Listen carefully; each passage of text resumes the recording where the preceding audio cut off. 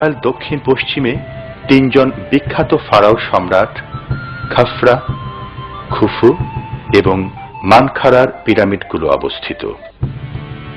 এগুলো যথাক্রমে 24, 26 এবং 94 খ্রিস্টপূর্বাব্দে নির্মিত হয়েছিল। পৃথিবীর সপ্ত আশ্চর্যের অন্যতম এই সমাধি সৌধগুলো মিশরের পর্যটকদের প্রধান আকর্ষণ। এই পিরামিডগুলো 4000 বছরেরও বেশি পুরনো। পিরামিডগুলোতে রয়েছে ফারাও সম্রাট এবং তাদের নিকট আত্মীয়দের সমাধিস্থল। খ্রিস্টপূর্ব 2585 সালে তৃতীয় ফারাও রাজের সময় সাকার নামক স্থানে প্রথম পিরামিডটি নির্মাণ করা হয় এবং গিজার তৃতীয় পিরামিডটি চতুর্থ ফারাও রাজের সময় নির্মাণ করা হয়। সকল পিরামিডের একটি সাধারণ বৈশিষ্ট্য হচ্ছে যে এগুলো প্রত্যেকটির একটি মন্দির বা উপাসনালয় আছে, যা পিরামিডের মূল ফটক থেকে অনতি দূরেই অবস্থিত এবং অভ্যন্তরীণভাবে এগুলো আবার পরস্পরের সঙ্গে পায়ে চলার পথ দ্বারা সংযুক্ত।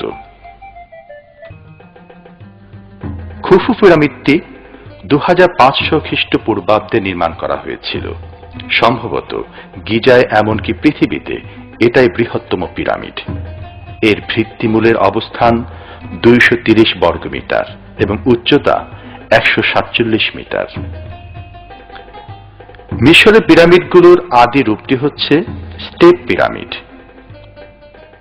এই নাম দেওয়ার কারণ হল এতে ভিতর ও বাইরের দিক দিয়ে পাথর কেটে কেটে অনেকগুলো ধাপের সৃষ্টি করা হয়েছে, যা দেখতে অনেকটা ভবনের সিঁড়ির মতো।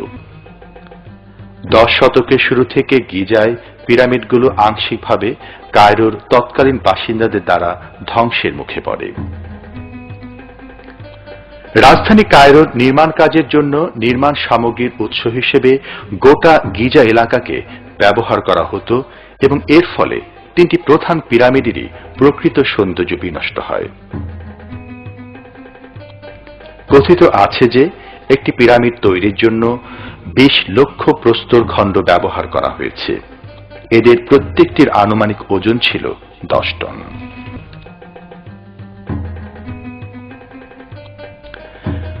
খুফু পিরামিডের 2টি প্রবেশদ্বার রয়েছে। প্রকৃত প্রবেশ পথটি পরিত্যক্ত ও বন্ধ হয়ে গিয়েছিল বলে 700 খ্রিস্টাব্দে খলিফা মামুন আল রশিদের সময় দ্বিতীয় প্রবেশ পথটি তৈরি করা হয়। কি করে এই বিশাল প্রস্তরখণ্ড উত্তোলন করে পিরামিড নির্মাণ করা হয়েছিল, প্রত্নতাত্ত্বিকগণ আজও এই প্রশ্নের কোনো সুরাহা করতে পারেননি।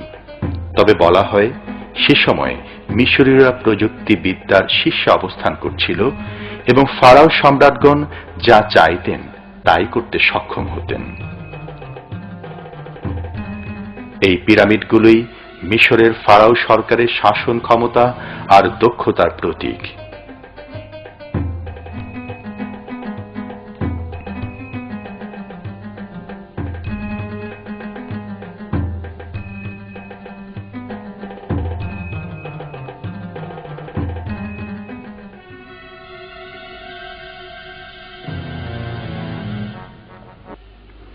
গিজায় আগত পর্যটকদের এই পিরামিডের অভ্যন্তরে প্রবেশের অনুমতি রয়েছে।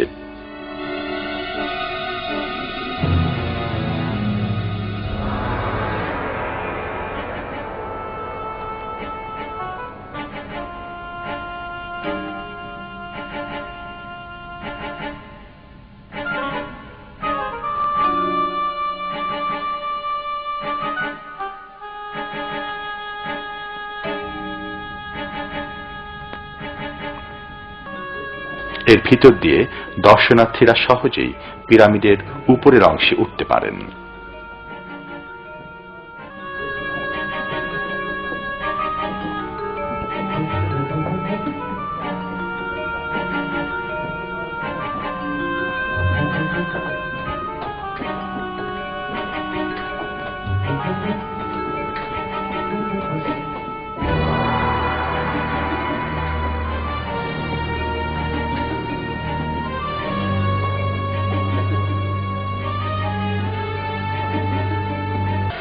এই পিরামিডগুলো নির্মাণ করতে কি পরিমাণ লোক বলের প্রয়োজন হয়েছিল বা কত সময় লেগেছিল তা সঠিকভাবে আজও বলা